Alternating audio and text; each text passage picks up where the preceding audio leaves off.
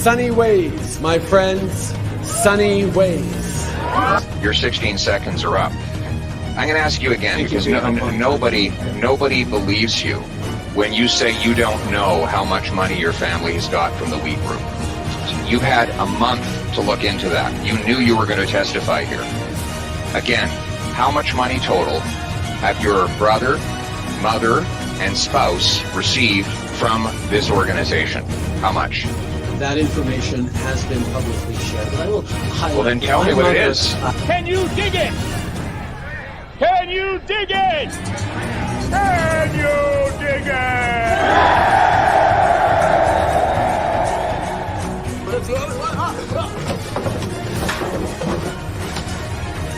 We have recently switched to drinking water bottles out of water out of when we have water bottles out of plastic.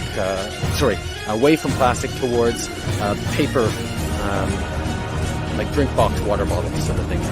Sorry? The servicing costs on the debt that you're going to have to carry that you're adding to now, right?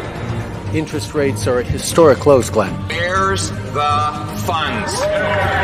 On the topic, I mean, in terms of your sort of strategy currently, you're obviously taking the populist pathway. What does that mean? Oh, Justin, you're awake. You made it. Have a seat. Have a coffee. You need some. Wakey time. Let's cut that Disney Plus subscription. So we cut it. It's only $13.99 a month that we're saving, but every little bit helps. A lot of people would say that you're simply taking a page out of the Donald Trump book. Which people would say that? Well, I'm sure a great many Canadians, but... Like who? I don't know who, but... Well, you're the one who asked the question, so yeah. You must know somebody.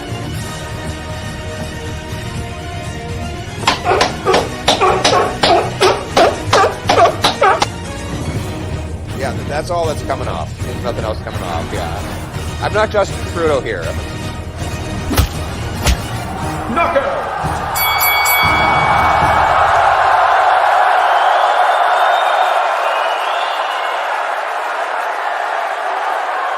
What's going on, ladies and gentlemen? Welcome to Friday Night Fringe here on the channel. It's so great. Every time I'm watching that intro before this podcast gears up, and I see those numbers just shooting up every week, higher and higher from what they were starting out at the week before. It just warms my heart to see so many of you jumping in here to listen to little old me chat about politics. But I digress. The real stars of the show here tonight are you, ladies and gentlemen. So let's start off our show the old-fashioned way with a good old-fashioned roll call. And let me know where you're at in the country. Tell me what city you're watching from if you're new to the channel or if you've been here for a while. And let's see if we can get somebody from every province in the country in here. Now, just a big reminder, folks, we've already got 150 odd people sitting in this stream. Make sure to leave a thumbs up. It helps push us out to YouTube and tell people we're worth watching. So it takes a second, and I'll try to get to everybody in the chat as quickly as I can. And if some get left out, my apologies. With so many people in here, it's so hard to get in. Let's get started. We've got Rumble Foreskin coming in from Alberta. Welcome into the stream.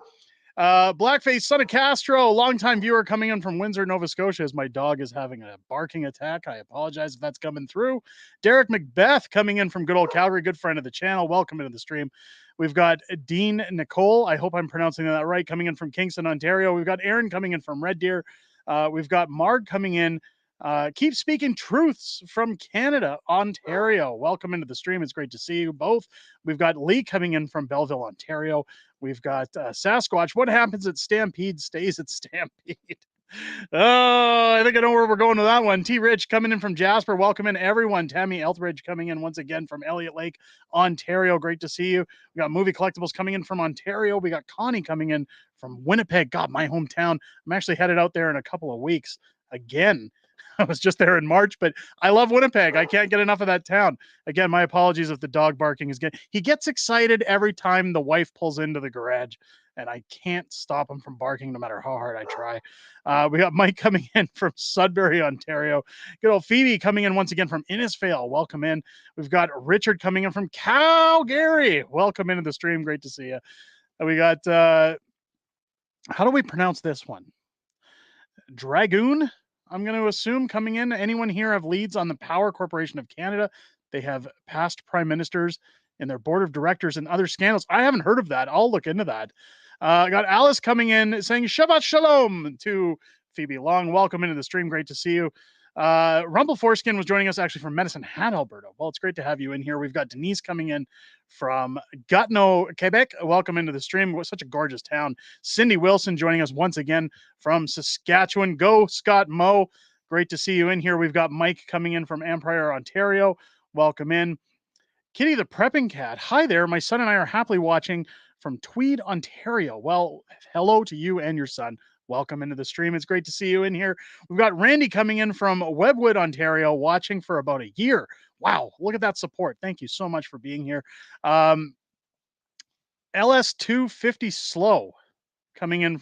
Trudeau is ruining Canada. We're going to get into that tonight. Believe me. I know the title asked, is it too late? Are we too late?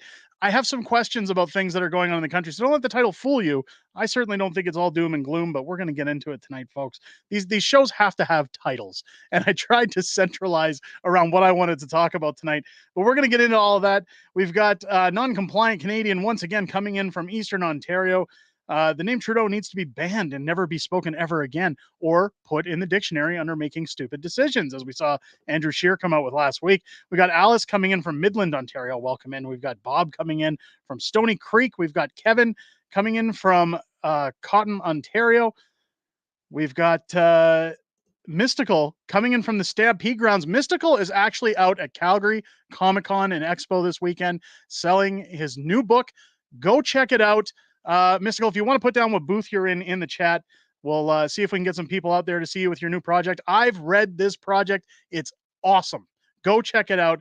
Go say hi to Mystical if you're down at Comic-Con this weekend. I tried to go, and unfortunately, I've got my son's birthday tomorrow. I've got a lot of things going on around the house. I just am not going to be able to make it down there, but go wish Mystical the best of luck in this weekend. We've got Xylo. You know where I'm at. Go Jets, go. Welcome into the stream. I couldn't agree more. We've got Paul coming in from St. John, BC. Welcome in. Fort St. John. Welcome into the stream. We've got Andy coming in from Kingston, home of Mark Garrettson, a hero in his own mind. Does he have a mind? I don't know. I think he lost it a long time ago. I digress. Jocelyn's coming in from Nicolette, Quebec. Welcome in. We've got Brian coming in from Truro, Nova Scotia. Apparently more homeless encampments opening up in Halifax. There's been a lot of issues with homeless encampments. I don't know if you guys saw my video this week talking about what's going on in Hamilton with people and their tent encampments. We're going to get into that. There's a lot to say about that tonight too.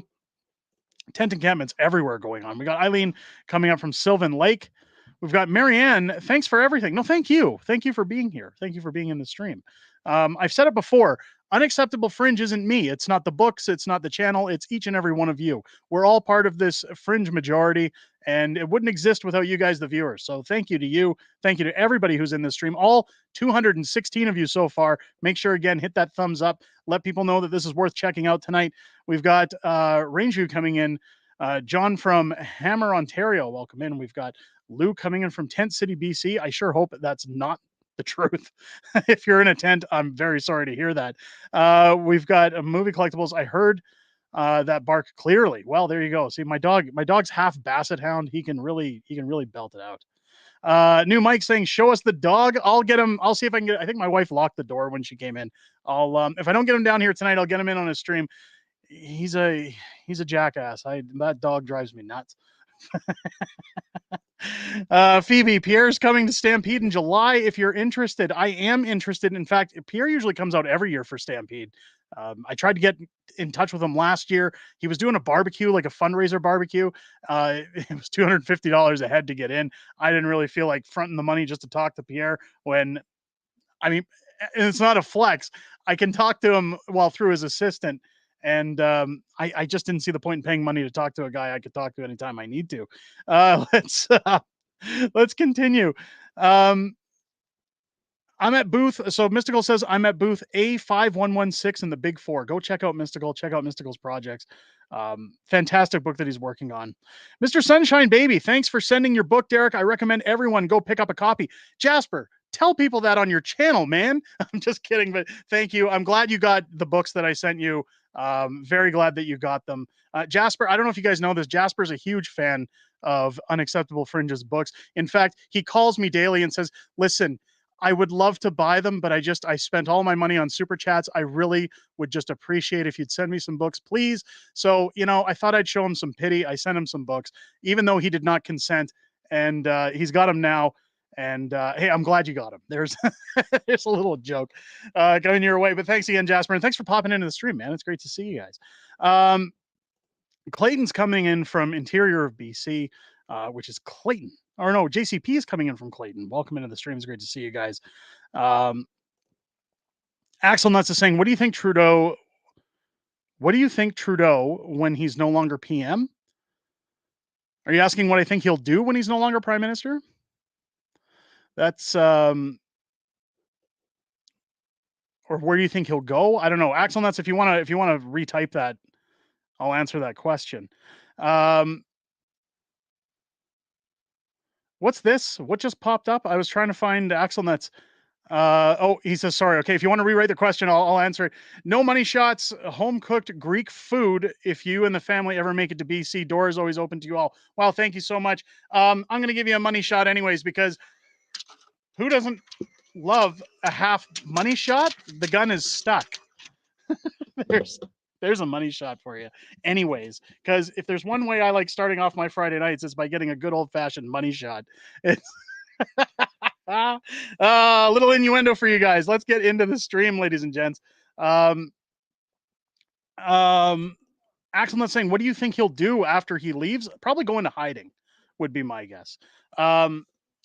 Do you let me ask you guys an honest question. Do you guys think that Justin Trudeau can really go anywhere in this country when he's done being the prime minister? He can't go out without security. He can't go anywhere without being heckled. Do you think people are going to want to see his ugly mug when he's no longer prime minister, walking around, even in places like Tofino, where he usually hangs around and goes, pretends to go surfing? I don't think that's going to happen. Maybe he'll move to Davos. I don't know. I hear Klaus has an extra bedroom for him. You'll have to forgive me. I've got a bronchial issue happening in my throat, so I'm trying to stay hydrated. Well, Trudeau for prison. Maybe he'll go to prison. I doubt it. He seems to be Teflon when it comes to the law these days, which brings me into the starting points of tonight's stream. There's a lot of things going on in the country that I want to talk about. One of which, I had a video talking about Pierre today, or this week. Triggered some people. Here's the one thing I want to clarify on the channel that I want to talk about, that I want to ask you guys as the viewer. Is it wrong to question what's going on in our country? Because it seems like, and I'm not criticizing, guys, I'm really not. This is the streams where we hang out, where we talk as a community. So I'm curious of your input. Is it wrong to criticize or question what's going to happen with a new leader, even if we like that leader? Is it wrong to ask, is there something going on that maybe we're not seeing? I think after 8 years of being screwed around by Justin Trudeau, it's only reasonable to ask questions. Now, I put out a video earlier this week asking, is Pierre promising too much? Now, the reason I asked that is there's a lot of time that I go through the comment section on older videos. Like if I have a chance, if I'm sitting down for a few minutes and maybe have, 10 minutes to, go through and see what people are saying. I never want people to think that I ignore their comments or ignore what they're saying. But I go through and I often see people saying, I'm waiting for Pierre to fix my problems, to take away the taxes so that I can live better again, so that I can afford things, so that I can do things. And I agree with those things. I agree that I'm waiting for that day too. The problem is the way that some viewers or people who stop by the comment sections word things sometimes. It gives me the impression that people are, how do I say this without being offensive? They're relying on a politician to fix their current outlook, their life, their problems. I don't think anybody should ever expect or rely on any politician to do that. I like Pierre. I've said several times, I'm going to vote for Pierre. I like his platform. I've talked to him in person. I talk to his people outside of YouTube. I have no problems with Pierre Poilievre. But I think that my concern is that he went from talking about axing the tax. And the biggest thing that I worry about is when he talks about dollar to dollar, meaning if a dollar goes out, they find $1 in savings. But then he came out last week and started talking about reducing income tax levels. I'm all for all those things. I really want them to come. And those things I can recognize as a voter are going to take time. I've talked to great extent on this channel about my meeting with Melissa Lantzman when she said, nobody flicks a switch and it's done instantly. These things take time, even with a majority government, which I'm still pretty convinced Pierre is going to get.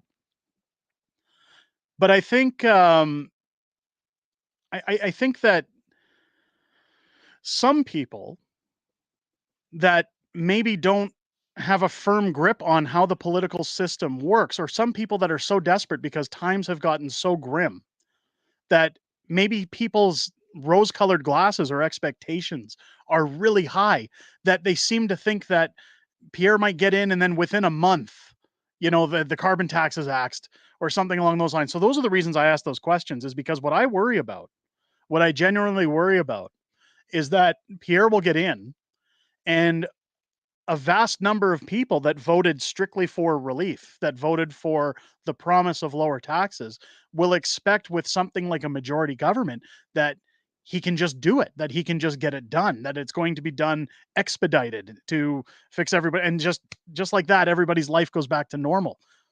That's not the way it's going to be. But my concern is that when people see that, when people get that, are they going to come for him and say, you went back on your word?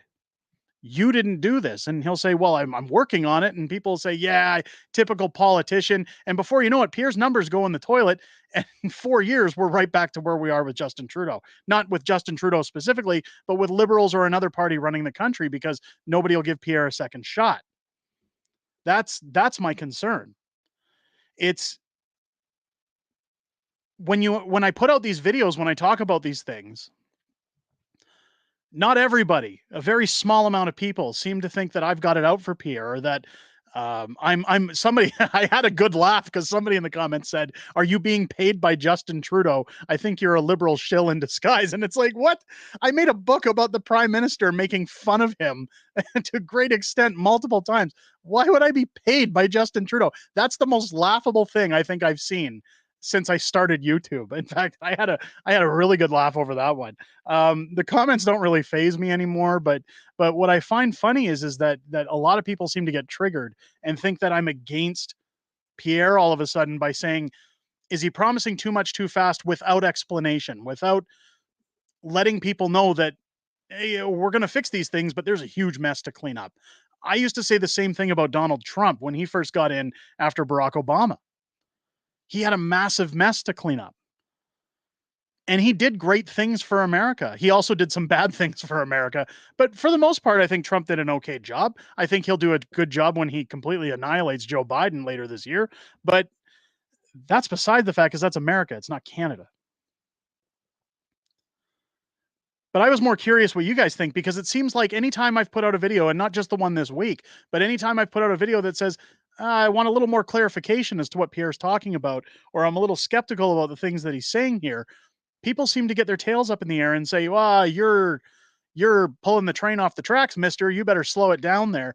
And it seems to anger a lot of people. So I'm curious, like, if we don't question Pierre, if we don't hold him to a higher standard, the standard that he seems to expect that we should hold him to, by the way, are we no different than the people who prop up Justin Trudeau and say, oh, it's okay that he went to the AgaCon. It's okay that, he's been giving money to the We Charity Group. It's okay that he got an $80,000 vacation like Sid Cicero when he says it's okay for Justin Trudeau to go on vacation, even if it's an $80,000 hotel room. If we excuse everything just so that our guy gets in, are we no better than the people that are propping up Trudeau like that? That's my concern. I'm fighting on the side of, I don't trust any politician. I don't cheer for any politician. I don't rah for any politician. I don't get rose-colored glasses for any politician. I can like one, but I don't trust them because they're politicians. That's like saying you trust lawyers. Richard with the $2 super chat. Pokes fun at TJ with no RCMP tourist. Or no, what does that say? Sorry. Pokes fun at TJ and no RCMP roust. Not sure what you mean by that. But hey, here's your your half money shot because I don't know why this gun is stuck. I'm going to get that fixed. I swear that's never happened before. It's usually much better. There's a little joke for you. I think it's important that we question all of our politicians. I've spoken to Danielle Smith since I had her on the channel for an interview, and I question her all the time. I question a lot of things that are going on in the province. I question anytime I'm talking to these MPs. You guys saw it with Garnet Jennis when I asked him, if we're doing these hearings and we're not going to see any charges, then what's the point? Now, I know they don't want to hear those things. They don't want to talk about those things. But as a tax-paying citizen, we need those answers. That's what's important right now. After 8 years of getting screwed around by the government, it's important that we get the answers to the best of the ability of our politicians and representatives, because why else should we vote them in? I have no doubts in my mind Pierre Poilievre is going to get in. I have no doubts in my mind he's going to get a majority vote, so long as there's no behind the scenes screwing around, which I can almost guarantee you there will be. Nonetheless, I think we're going to be okay come the next election. I just think it's fair to question. Now, you guys are allowed to your opinions. You're entitled. So don't think that I'm saying this to try and shame anybody or talk anybody down. That's certainly not it. But what I am going to tell you is I'm not going to apologize for putting out that video because I'm not sorry. I think it's fair to ask, are we promising too much too fast, and are people's expectations up because they're living in tents, because they can't pay their bills, because they're desperate, because some of them are nervous about re-signing their mortgages? If they don't have answers quick, if they don't have results quick, is that going to put Pierre out of a job in 4 years? That's my concern. I don't want to go back to what we're in now. That's my concern. Alas, many people in Canada are concerned. The country is concerning. We're starting to hear about migrants who move to the country, who come here as a migrant, whether illegal, legal, and they're starting to leave because things are getting too expensive. They come to a country for a better life, and it's so expensive and it's so screwed up, they leave. We can't even bring in migrants, whether illegal or legal, anymore. Scott coming in with $5 super chat. Pierre's not going to quite be the savior we want him to be unless we're ready to embrace the fact that he has one hell of a hole to dig us out of. I agree. That is a very well put together statement. Let's see if we can get this money gun working. Kind of. I think maybe we got to take a little blue pill with this money gun. There's something wrong. I'll get it fixed. But there's a money shot. There's a half money shot. Thank you so much for the $5 super chat. People are starting to leave the country regardless. And that's the problem. There's a huge problem right now in the country where they're talking about doctors leaving the country. We already have a problem keeping doctors in this country as it is. I spoke about it in a video earlier this week. My own family doctor it's not the batteries. Alice saying change the batteries. No, I think I put too much. I think I put too big a wad in my gun. I think that's the problem. I think it's just weighing it down too much. I'll get it adjusted. I just don't want to lose my train of thought here. The issue we're having with our doctors. My family doctor I've had since I was in my early 20s, and I love my doctor. I think he's great. A lot of people say, "Oh, I can't believe you trust your doctor." My doctor is like the anti-doctor, and that's why I've always liked him. He hates the medical system. And I'll tell you right now, anytime he's ever had to put me on a medication, he's always found free ways to get it. Like if he has samples, if he has anything else, here, take the samples. I don't want you paying for them. It's ridiculous when they give them all this free stuff. You might as well have it. Don't pay for nothing. I'll put you on generic versus name brand, because why should you give pharmaceutical money to companies? Like, he really hates the medical system. But after almost 30 years for him in the medical field, he unfortunately has to close his practice this September. And it's a shame because he's such a great doctor to my family, to my kids, to my wife. Even during the pandemic, I asked him, what do we do here? There's a lot of pressure for medical procedures. And he said, do the research and figure out what's best for you and your family. He didn't push us to do anything. And when I said, we're not going to do it, he said, I don't blame you.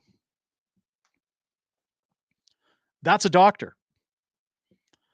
Now, the reason he has to quit, and this is a provincial matter, is because the province has changed the way that they're doing things now that they're restructuring Alberta Health Services.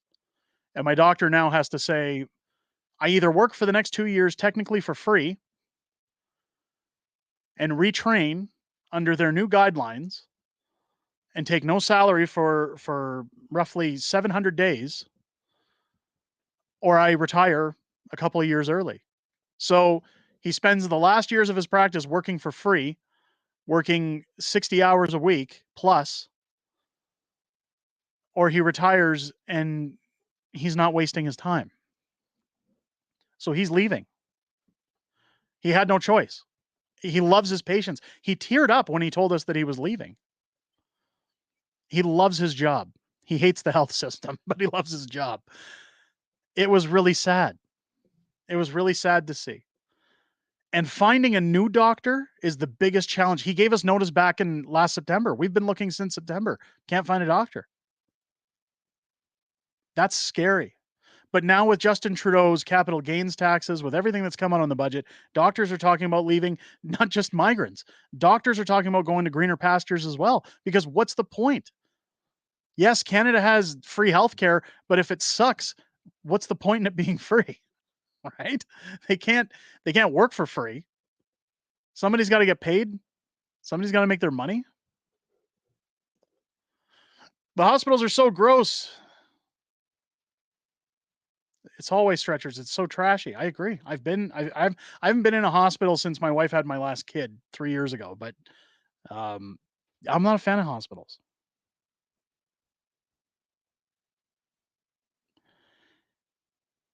We're at the point where we even have YouTubers leaving Canada. Now, I'm not going to get into drama on this channel. I'm not going to talk about things because some of those YouTubers are leaving for the wrong reasons because, they don't like winter. But the problem in Canada is that if everybody's leaving, who's going to be left? I'm worried that a lot of people, whether it's doctors, YouTubers, migrants, working class people, they're starting to say that this country isn't worth fighting for anymore, and they're going to leave. If the migrants come here and decide they want to leave, well, fine. That's no loss to Canada. But generations deep Canadians leaving the country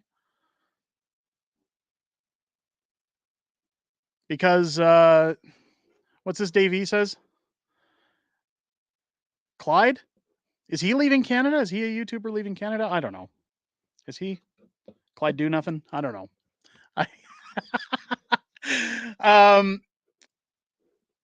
We're not going to get into that. Speaking of YouTubers, I should let you guys know while we're at the peak of this stream, I have a very big guest coming onto this show, hopefully in the next week. It's not an MP. It is an American YouTuber. I'm not going to tell you who it is, but it is a very large American YouTuber coming onto this channel to talk about censorship, to talk about a lot of things that are going on with it in the United States as well. But they understand Canadian politics, and they're going to come in to talk about censorship on the platform, governments cracking down on free speech, what it means for YouTube, what it means for other platforms. Because a lot of the time when I talk about things going on the platform, people say, well, go to Rumble. It's not that simple. Not that simple. With an audience this size, it's never that simple. So I'm going to have a very large YouTuber. I never thought I was going to get this person ever in my life on this channel. I'm just going to say that much.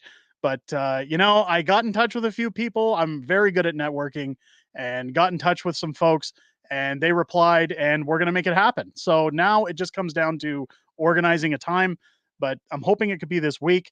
And I'm going to tell you right now, this YouTuber has over 1 million subscribers. Okay. That's where I'll leave it. I'm very, very grateful that they're going to grace their presence on this channel. And I think it's going to be a very, very good discussion, but it is what it is. Clyde finding a new place where he lives will triple his rent, so he's probably going to take advantage of the full dual citizenship and head south. So there's a funny story to that, and for anybody who doesn't know, I'm going to clear the air here a little here because there's one thing Clyde's left out of that. And I'm not getting into drama. I'm just clearing it up so that people that are sending him super chats or people that support his channel understand the complexities of what he's doing. Clyde was on a month-to-month with his rental agreement, and he lives in a gorgeous mountain town right near ski resorts where the average home is $1.5 million. He was paying just over $1,000 a month to live in that town month to month because he was on a long-term rental agreement with his landlord. They liked him. Now the landlord is getting a divorce. The landlord needs the property, whether he's going to sell it or live in it. So Clyde was told, look, I can't rent this out to you anymore. I need this property. Times are tough for everybody. So I know some things have been happening over in there. The stories have been going both directions. And I'm not faulting anybody for talking about their business. I don't want to lay things out. But before everybody goes feeling sorry for Clyde, the guy's had a better deal than anybody. He's had the deal of a lifetime for multiple years. And while he was successful on YouTube with his full-time job, it's hard to feel bad when you knew it was coming. That's all I'm going to say. I don't want to get into drama. I don't want to smear him. I wish Clyde all the best wherever he ends up. Whether it's the United States, whether he flees to Japan, whether he goes wherever he's talking about. I understand he's got a lot of problems going on with Diagolon right now. So I'm not going to sit here and crap all over Clyde. All I'm going to say is I wish him well. But before everybody goes feeling sorry for him or thinking that he just got hoofed out the door, no, he was on the deal of a lifetime. And that's just where it goes. That's reality. So he's not hurting by any metrics. Anyways, wish him well. Let's move on. The problem with people leaving the country is that we all have to figure out where we stand. If we're freedom fighters on YouTube, if we're going to sit here on YouTube and talk about we love this country, we love freedom, we love democracy, we love standing up for our rights, we like what happened with the Freedom Convoy, we're going to cheer on freedom of speech, freedom of rights, freedom of travel, freedom of medical decisions, all these other things. And then when things get tough, we just pack up and leave. Well, then we obviously didn't love this country that much. If you guys remember in my videos earlier this week, I showed people in Oakland, California, living in shanty towns, living in pallets with tarps over top of their, those people aren't packing up and leaving. Now they can't afford to, but my point is there's people struggling everywhere that love their country. If you tell an American to pack up and leave America because it's too difficult, they're going to say, up yours, I'm American. This is America. I'm not going anywhere. That's what Canada is. What's your thoughts on Diagolon? I don't know. I never heard of her. I don't really have thoughts on Diagolon. I've never been around those guys. I've met ferrymen once. I don't know enough about them, so I don't really give my 2 cents on them. I don't like what was said about Pierre's wife, and I made a video on that ages ago, but I don't get involved with drama. I try to keep the peace with the majority of people on YouTube, so I'm not weighing in on Diagolon. I don't even really know much about their message because I don't have time to watch a ton of YouTube content aside from making content. So I don't want to say something that I shouldn't or something that's incorrect. But I met Ferryman and he seemed like a pretty decent guy, but he's the only one out of all of them that I've met. But nonetheless, I threw my hat into the ring to run for mayor. I've told Theo Fleury multiple times, I think I've bit off more than I can chew, but I'm following through with it because I care about my city. I care about my country. Things are hard here too. My life isn't easy. My life isn't cheap. The challenges that every family is meeting right now is exponential. Everyone's paying high rent. Everyone's paying high mortgages. Everyone's paying high grocery bills. Everyone's paying ridiculous cell phone charges. Everybody's paying carbon tax, high property rates, like property taxes, high utility bills. I've asked my wife multiple times, should we just pack up and go? And this was before I threw my hat into the ring. Should we go? Should we leave? And she said, where would we go? She said, where can we go in Canada that's better than where we are? Everywhere seems to be about the same. And I've raised the question, what if we tried to go somewhere else? My wife was offered a transfer out to Texas about 6 years ago, and we were going to take it. But I'm not a big fan on heat. I don't want to live on that old line down in the South US. I really just like, I got nothing against Texas. I got nothing against America. But I love my country. I love Canada. And I love that when I said to my wife we should go somewhere, she didn't think about outside Canada. She said, this is our country. We love our country. And if everybody else is struggling, then we're going to struggle with them. We're going to rebuild this country together. We're going to do this together. And I always go back to the Freedom Convoy. When you guys see a government that went as far as freezing bank accounts and invoking Emergencies Act, when the first announcement of the Freedom Convoy came out, the government stood back and said, yeah, whatever, who cares? Let them protest. It's going to be some people and some trucks. And I'll tell you, as soon as they started seeing the lines of trucks on the highways, when they saw the numbers, when they saw what was headed to their front lawn in Ottawa, they started to panic. They shit their pants because all of a sudden it was real.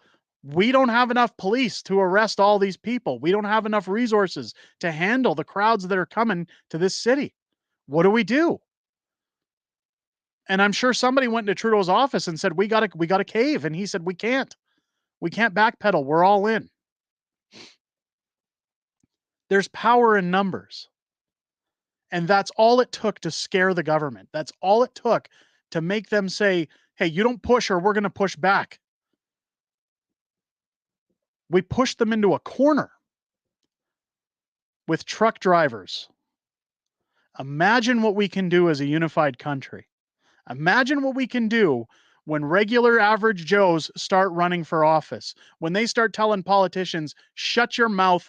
I don't want you sucking up any more of our money. I'm going to run. I'm going to put my name in there because I'm not corrupt like you. I'm not compromised like you. I'm here to serve the people. I'm here to rebuild. I'm here to make things better. It's very difficult. I'm making it sound like you just simply walk into the office and start firing orders. Running for any office, even if it's a counselor's position, is very challenging and very difficult. And like I said earlier, I've bit off probably more than I can chew when it comes to the civic election. But at the end of the day, even if I lose dramatically, I'm going to be proud enough to sit back and say, I'm still fighting for my country. I'm not turning tail. I'm not packing my bags. I'm not leaving just when things get rough. I don't cut and run. My colors don't bleed. I've got a red and white flag with a maple leaf tattooed to the inside of my heart, and it doesn't leave this country, especially when things get rough. My grandfather fought Nazis in World War II because they stood up and said, enough is enough. Now, we're not nearly under the duress that the rest of the world was under in the 1940s. But the only way that evil can succeed is when good people do nothing. And we're at a turning point in this country where we have to decide, are we going to take our profits, sell our properties, and leave? Or are we going to barrel down, put our feet in the ground, and say, not in my backyard anymore?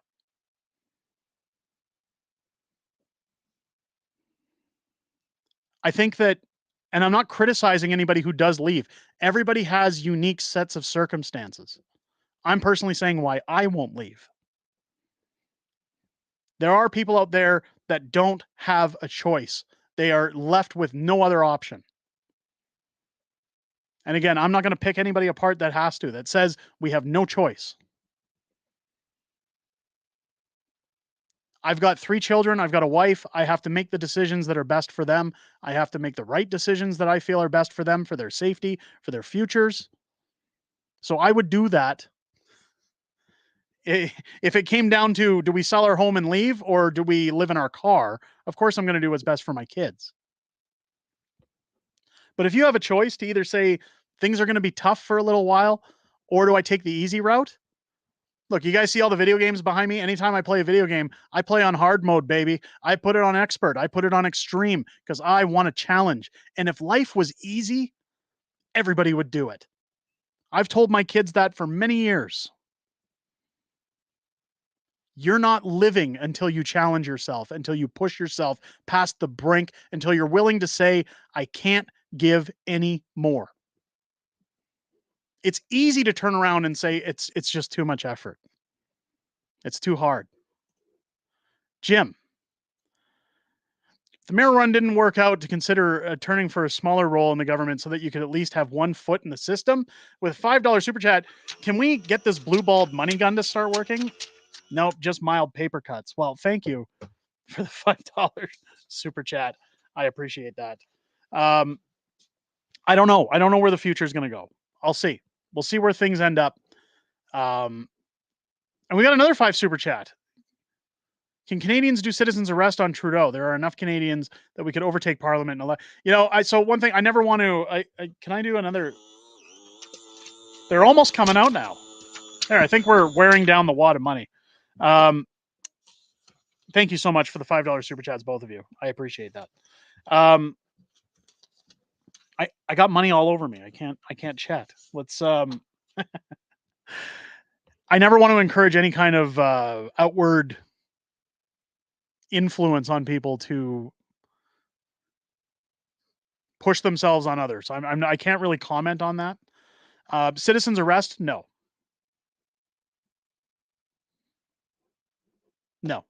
Citizens arrest? No.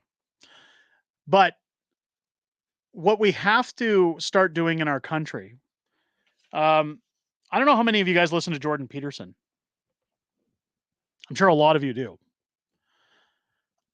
I've been grateful to spend time with Jordan Peterson, to talk with him in private, to meet him in person, to go to his shows and listen to what he has to say long after I started following him as a fan. And he talked about getting into the mayoral race. That's what got me into this race in the first place. I put out a joke tweet about Jody Gondek saying I could run the city better than you, and I don't even have experience. And he said, were you serious? And I said, no. And he said, well, could you be? And I said, I guess so. Like, if Jordan Peterson's going to tell me to run for mayor, you don't say no to a guy like that.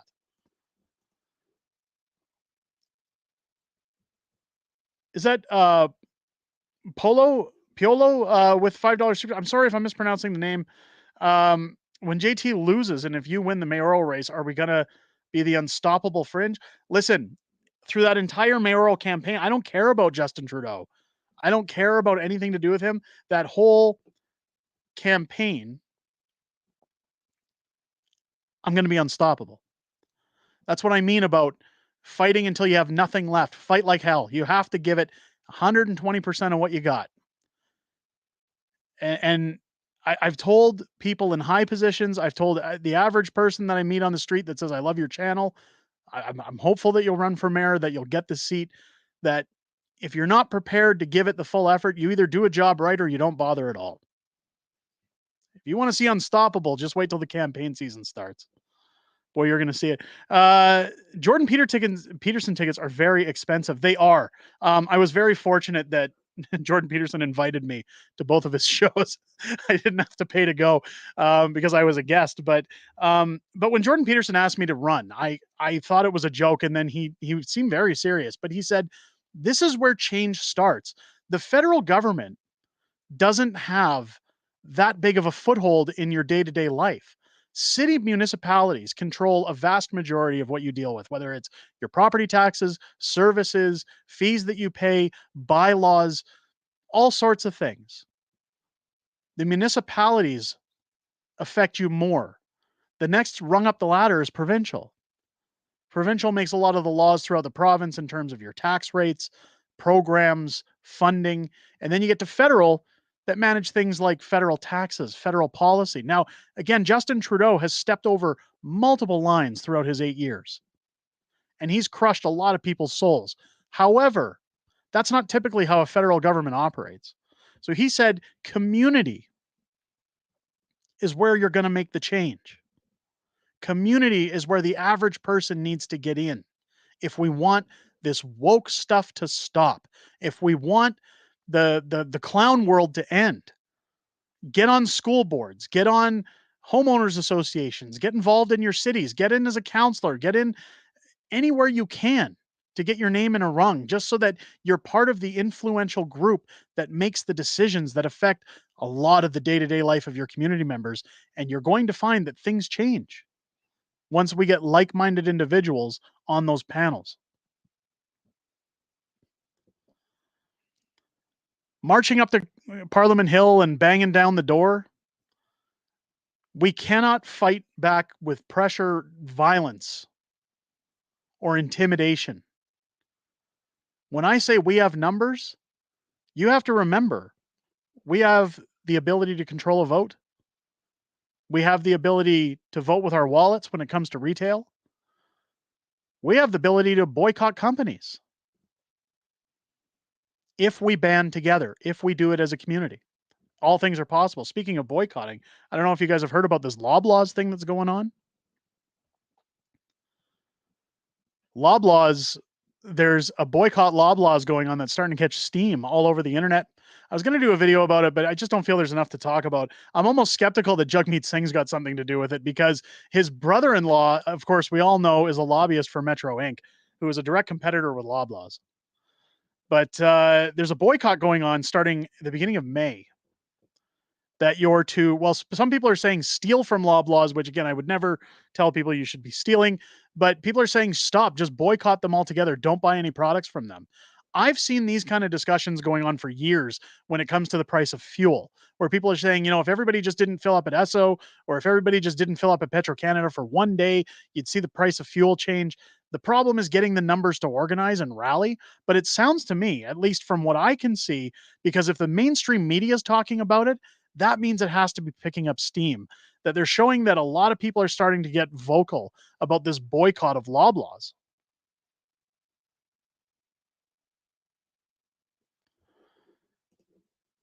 The Bud Light. Yeah. Bud Light was a huge opener for people to show that we control what goes on in this world. Right? It's now referred to as a Bud Light moment when things fail. Excuse me. Bubbles for PM? Are you talking about like Trailer Park Boys? I'm gonna go get my green bastard suit on and run for prime minister. I love Bubbles. In fact, my brother-in-law knows his brother. He was at his brother's wedding in Nova Scotia. But what we have to do is we've got to make sure we start grouping together. This is why I talk so many times about how great this community is, how great we are in numbers. Because I'm not kissing people's butts. I'm not bootlicking. I'm showing the difference. This is a group of roughly 350 right now watching this stream. Like-minded individuals spending their Friday evenings here to talk. Oh, 348. I triggered some people, I guess. I cringed people out. Hit the thumbs up if you haven't by now yet, folks. Also, get some thumbs up on there. But we're like-minded individuals sitting somewhere on a Friday night discussing things that we all agree with for the most part. Power in numbers is crucial. And it's going to be very curious to me to see if this boycott Loblaws leaves a dent. I know the Westons are starting to sweat a bit. I've heard rumblings going on the interwebs that they're starting to worry a little bit about the pressure, the backlash. Now, when I drove by my local Real Canadian Superstore today, which is part of Loblaws, parking lot was as full as ever. Now, I know it doesn't start till May 1st, technically, but it'll be interesting to see what happens, what goes on. I love your content, but the fact that you're drinking the devil's drink, the artificial potassium causing problems. Research, please. So listen, I'm going to tell you right now, this is actually water that's in here. I bought one of these a long time ago, and I don't use paper drink water bottle sort of things, and I just kind of refill it. So, but even if I was drinking that, I look, it doesn't matter what I'm drinking on stream. How many times do we got to go through this on stream? And I appreciate the comment. I'm not trying to poo-poo on the comment, but I used to drink Diet Pepsi and it was don't drink that. Then I drink this and it's don't drink that. And then I drank water one time, and which I'm drinking now, and was told, oh, they used to put fluoride in there. Don't drink that. Like, what do we drink now? What can somebody fill me in, please, so that I don't have to take time to read these comments anymore? What should I be drinking on stream? Should I just get an IV drip? Somebody tell me, please. Somebody. There's nothing you can do. There's what is it? Gold memories today. Well, there's no pleasing you. Vodka.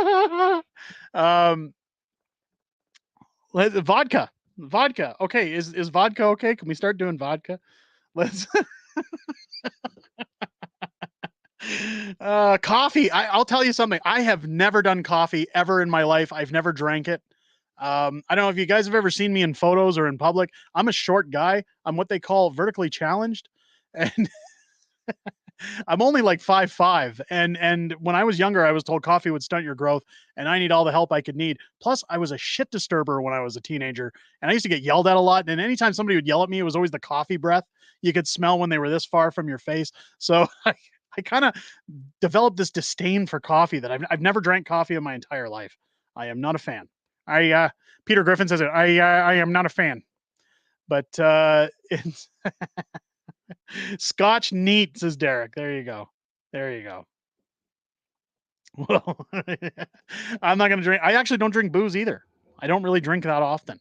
I think I've drank on stream once or twice in my life, but I don't. In fact, Clyde came down here last summer, and I still have half a bottle of Jack Daniels from when he was here last summer. I just don't touch it. I don't drink. I don't do a lot of caffeine.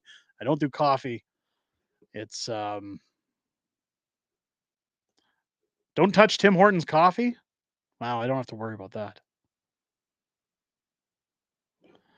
It's drink whatever the F you want. I get it. I'm having some fun here. Relax. We're just having some fun. We're not trying to here's more of my devil's drink. Cheers, guys. It's oh, I love reading your guys' comments. This is why I love the streams on Friday nights. This is great. I always say it in my videos, it's the one time of the week I look forward to the most. It is. You guys are awesome. Cheers to you guys. Do you guys want to talk some more about how the world's going to hell? Very quick. There's something I noticed here that I wanted to talk about on stream. I have voiced many times my opinion when it comes to Israel-Palestine. I've said that Canada first. I think we should be focused on Canada. We shouldn't be talking about it. There's something going on that's really starting to scare me when we're talking about where the world's going, because guys like Justin Trudeau, of course, they don't want to fix anything. They don't want to deal with anything. Well, look at this. Take a looky at this.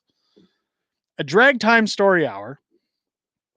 Charlie Kirk tweeting out, a drag queen tells a room full of little children to chant "Free Palestine." Quote, if you're a drag queen and you know it, shout "Free Palestine." Look at all these child abusing parents, by the way, sitting at this event with their kids, where their kids look completely bored, like they want to leave. Now, I'm not going to play the audio because I just can't listen to it anymore. But you've got Dave the drag queen up here talking about Free Palestine. So they say that these events are child friendly and that there's no indoctrination, there's no sexual exploitive content going on. You can see the drag queen with the book. So they're not doing a strip show, at least. But this is indoctrination. You're telling little 4-year-olds to 10-year-olds Free Palestine. They don't even know where Palestine is on a map. And you're indoctrinating children.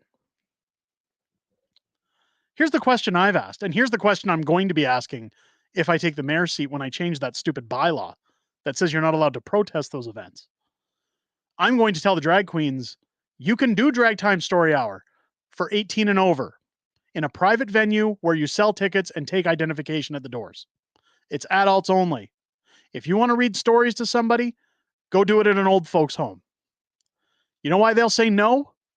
Because they can't manipulate old folks. It's all about access. It's all about access.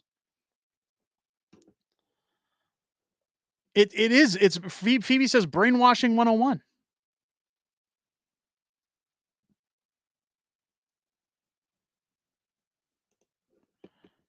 It's absolutely despicable. I saw it and I was like, I'm going to make a video, but I can't even make a long enough video to talk. I'm just so sick of talking about the abuse to children and the fact that this is tolerated. I had to call my kid's school this week because my daughter came home.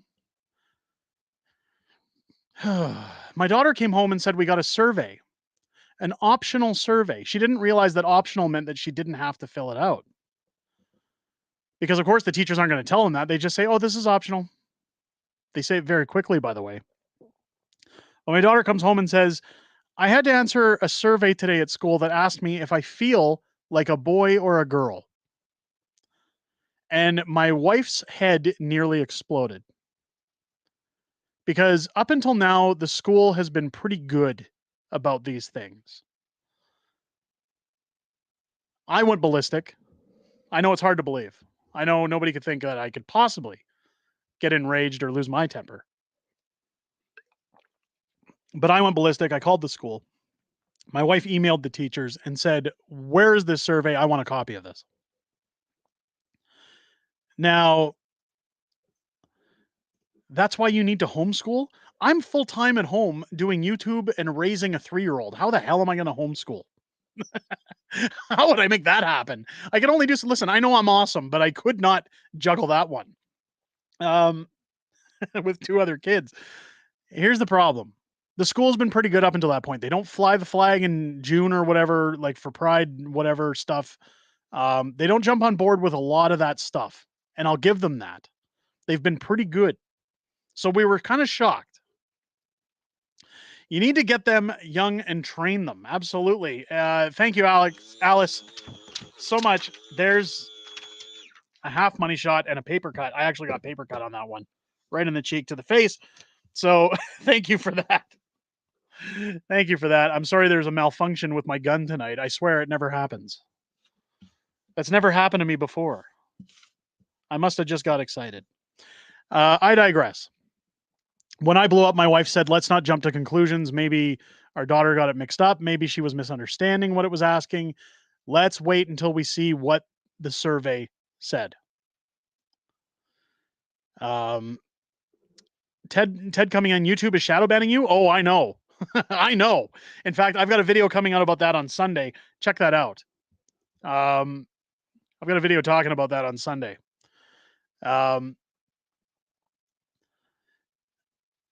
We emailed the school and I called the principal because the teacher said to my wife, I'm not sure. I don't know what was in those surveys. We handed them out. We did whatever. I will get the information from that survey. She said, I'll get back to you. Nobody got back to us as of this morning. So I contacted the school and of course spoke to the principal. Now, he seemed very defensive that I would have any issues with questions of gender to a 9-year-old girl. But I asked him what was involved on this survey. And he says, well, it's a survey that gets handed out not just to grade 4 students, but it starts in grade 4 and goes all the way to grade 12. And it's to ask kids about if they feel comfortable at the school, if they're being bullied at school, if they feel accepted at school, all about their own mental health and things like that, because they're raising, wimps these days. So they go through this, and he says there is a question that he says it's just like a job application that says male, female, or other.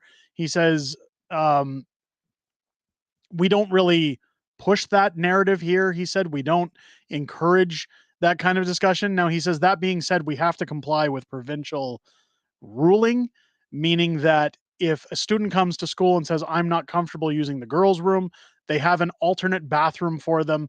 They don't go into the boys' room, but it's just a private bathroom, things like that. So he says, we don't push those things. We don't talk to students about those things. So I was grateful to hear that. But at the same time, I said to him, you have to understand my position. Because as a father, My 9-year-old girl comes home saying, why is this survey asking me if I feel like a boy? And even though we've never talked to my daughter about the trans nonsense, the dysphoria of gender identity, we now have to have that discussion at 9 years old. Or at least try to bury the discussion as best we can. So I said, I don't believe that giving children surveys that would cause them to have any kind of questions about a mental illness is suitable at the age of 9. And the principal got his back up in the air and he says, well, hold on. What do you mean dysphoria? Gender dysphoria is a diagnosed mental illness. That's what this is. And he says, well, I don't think you should be criticizing anybody who wants to live a certain way. I says, I am not. I am certainly not. I said, live your best life as long as you're not hurting anybody. That's my philosophy. I stand by that philosophy, but it's to the degree that I have to participate that I am questioning. And I don't want you thrusting those talking points onto my 9-year-old daughter. Now, he said to me that I may have that impression because I might watch a lot of mainstream American news. And I said, I will have you know, sir, I do not watch any mainstream news unless I'm doing research for YouTube. But I don't agree with it. I don't think it's fair to ask that of kids. Let your kids be kids. Just let them live. Let them enjoy their childhoods, because before you know it, they're out of high school. They have to get a job. They find out the world sucks. They got to scrape by for many years of their lives trying to build themselves up. Then they maybe get married. They get divorced. They, they got to pay taxes.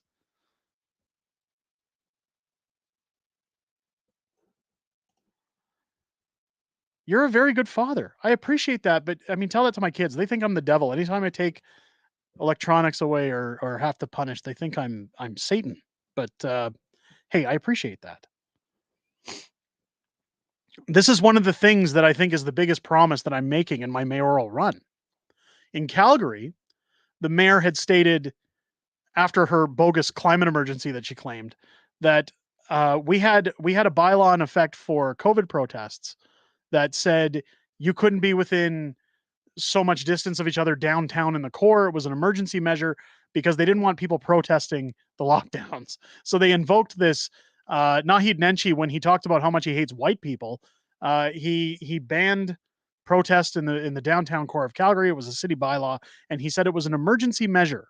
Sound familiar? It was an emergency measure that they were going to give back once this was all said and done. And then Jody Gondek took the mayor's chair and said, nope, we're going to turn that into a permanent bylaw. You are no longer allowed to protest your feelings against Drag Time Story Hour or anybody who's trans entering a facility that is city operated. Meaning, if I were to go into a public pool dressed like this tomorrow, even if I hadn't shaved for about a week, and walked up to the counter and said, hi, I'm a woman. I'm a strong, independent woman, and I don't need no man. They'd say, pay your price to get in, sir. The women's change room is right over there. I don't have to show any kind of medication. I don't have to show that I'm transitioning. I don't have to do any kind of vetting or have a criminal background check. Just waltz right in the door, sir, and go fling your bits at women. Go get your jollies watching them get naked. Riley Gaines had a very good interview where she was talking about, I don't know if you guys know about Olympic swimmer Riley Gaines. She's absolutely fantastic. She had a great interview where she was talking about men and trans men in women's change rooms. She said, I'm a married woman. Is it fair that some other man gets to see me naked and I go home to my husband? Is it fair that I have to see another man naked and go home to my husband as a Christian woman? No. No matter what they call themselves, that's just a valid argument. I'll tell you right now, if I ever took my kids to the pool, which I haven't since this bylaw came into effect, if somebody tried to walk into that change room behind my daughter, not happening. You watch any father letting their kids go in that change, it would not happen. Everybody wants to be PC. Everybody wants to say, oh, I wouldn't put up with that. I wouldn't allow it. But I think they have a right to these things. So, as long as it's all monitored, as long as, security's around, we have to be tolerant. But then as soon as they see their kids going in there, not happening. That bylaw has to go. First off, people have the right to protest in this city. Even if they don't agree with me, they've got a right to protest so long as they're doing it legally and by the book. You can't ban free speech. You can't. I wish some days, there are days where I've put out content like April Fool's Day, where I wish I could just shut down the comment section and walk away from it and say, oh, I don't like what people are saying to me. It hurts my feelings. But at the end of the day, folks, you've got free speech. You're on a platform that, for the most part, in a very loose method, condones free speech. God, that was a terrible way to look at it, wasn't it? But the point is that I'm not going to silence people. There's people who have said to me on YouTube, "Oh, you deleted my comments." I don't delete any comments on YouTube. If they're not there, it's because YouTube has removed them for whatever reason. But I don't delete people's comments, because even if you don't agree with me, you have the right to speak your mind. Those are the things that have to be removed. The boot needs to come off of people's necks. My first order of business of mayor, get rid of the climate emergency claim. Second business, get rid of that bylaw. Drag queen story hour, you can have it in a private function, ticket sales, 18 and over. There's your rights. You have the same rights as strippers. That's just the way it is. I'm sorry. We accept you, but it's got to be 18 plus. Okay? Okay. Then I'm going to lower the property taxes. Then I'm going to lower business taxes. And then I'm going to tell all the pigs at the trough to pack their bags and get the hell out. That's the way it's going to go. That's the way it's going to go. ScrewTube. So another big, very large American YouTuber was messed around by YouTube this last week, and they got receipts. And I'm going to be talking about that in Sunday's video. So Sunday's video is not going to be strictly politics, but it has to do with my concerns about election coming up and what that means for censorship on this platform. So anybody watching this stream that hasn't subscribed to the channel, I would advise that you do. I mean, I'm happy if you do, but I would advise that you do, simply because they're going to start banning free speech. They're going to shadow ban. They're going to stop content from getting out. They don't want people growing beyond a certain size of a bubble on this platform. And this YouTuber's receipts show that. Unless you're delivering the message and you're on the team that's supplying Google with the money, they don't want you talking. They'll allow you to talk, but they don't have to get it out there.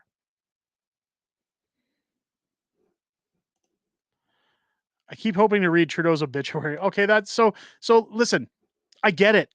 I'm not going to condemn that, but what I'm going to say is that I'll never wish death upon anybody, even Justin Trudeau. I'll tell you what I want for Justin Trudeau. I would rather than an obituary, I would rather wake up tomorrow and hear that Justin Trudeau is bankrupt, that he's lost every penny that he has to his name, that his family is destitute. I would love to hear that Justin Trudeau doesn't have his private jet, that he doesn't have access to funds, that he doesn't have his high rollers card to get into nice restaurants anymore. All he has to his name is a tent. I'd like to see Justin Trudeau have to go and live amongst the people that he has screwed over and spend the rest of his years destitute, scrambling for money, and suffering to the degree that he's left Canadians suffering for the last 8 years. That's what I hope for Justin Trudeau. I could never wish death upon anybody, because I think that is the worst thing anybody could do. Even my worst enemies, I wouldn't wish death upon any of them. Justice, yes. Death, no. Before we wrap up the stream, let's talk about that for a second, and let's talk about hate, because this is important, folks. This is how we fix Canada. I'm not talking about being a wimp. I'm not talking about sucking it up. There are ways to fight back without getting physical. There's ways to make a dent in this problem, to clean things up, to fix the society we're in, to push back without getting physical. We have to be tactical. I had somebody ask me the other day, who's the people who, out of everybody you've ever met, who's the person you would hate the most? Who are the people you would hate the most? Or even people you haven't met, if you had the opportunity to meet, who would you hate the most? And I said, hate is a terrible, terrible word. I don't use that word if I can help it. I might use it and say, I hate coffee, or I hate, sand in my shoes after I leave the beach. But when you talk about people, it's not good to say that you hate anyone. And I'll tell you why. There's 24 hours in a day. How you use each one of those minutes matters to the success and peace of mind of your life and your lifestyle. Wasting even a second worrying about somebody else, things you cannot change, well, that's simply losing track of some of those 24 hours in the day that you could be using to better your situation. Those 24 hours you could be using to benefit yourself, to make money, to find new opportunities, to correct the wrongs that have been done to you. I could be mad at individuals or people or YouTube comments or videos doing poorly in views. I could be mad for hours on end, but 1 minute that I waste on that is a single minute that I'm losing, that I can't find something else to make up for that loss. It's a waste of energy. It doesn't change the fact that those videos still don't have views or somebody left a nasty comment. It's not going to make it go away. Hating something doesn't solve the problem.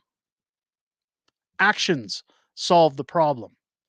I had a viewer leave the best comment on this channel this week when they were talking about, with Pierre Poilievre, when I put out the video asking, is he promising too much? He says, I prefer to see actions rather than words, and I wait for those actions before making my judgments. I allow the words to convince me of where my votes should be going, but I don't give them the benefit of the doubt until I see action.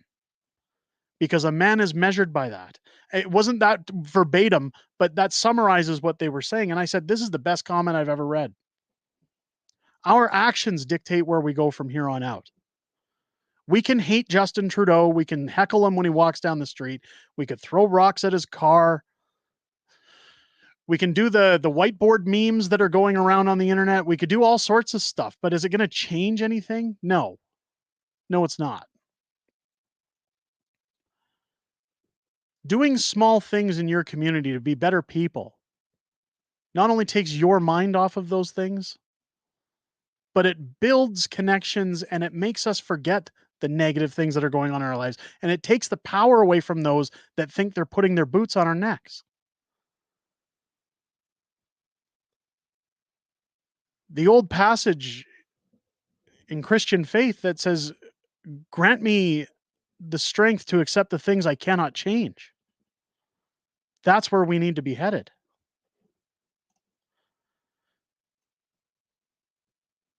Janice for $2 super chat. Cancer sucks. So does Trudy. Thank you so much for the $2 super chat. I appreciate that. We need to be better. Anytime I go on to platforms like Twitter, YouTube, you see the toxicity that goes on around there. And I understand keyboard warriors. I understand people who hide behind monitors, people who say the meanest, nastiest things, people who are trolls, people who enjoy being trolls on the internet. That's fine. If that's your thing, great. If that gives you joy and happiness, fine. But at the end of the day, folks, we have to rise up above that. We have to be better than that. I said in my mayoral announcement video, I'm not doing this out of vanity. I'm not doing it for a paycheck. I'm doing it because I love my city. I want to make change. This is how I'm going to use my foot in the door to get it. Instead of saying every 4 years, I don't like who's running, I like myself, so I guess I'll run so I know at least where the vote's going and what I'm capable of. But it's to make change. It's to say enough is enough. If I want the world to change, I got to get up and go and get it. I've told people multiple times, if you play hockey, nobody gives you the puck. You have to go and get it. You got to work for it. That's how you get ahead in life. That's how things get better. Nobody's going to come knocking on your door and save you. Nobody's going to say, I've got the cure to your problems. Here's a check for $5 million. You can spend $5 million, but sitting down at the end of a day and saying, I gave it everything I had, I'm going to rest, and then tomorrow I'm right back at it. That's how you get ahead in life, and that's how you get to the end of your rope saying, I did everything I wanted to do. And as Frank Sinatra always said, I did it my way. And that's how we rebuild Canada. That's how we fix it. The question I asked is, are we too late? No, we're not. We're far beyond the point of being too late. This country is worth saving. This country's worth staying in, even when you're having problems. It's not worth turning tail. It's not worth packing your bags if you can help it.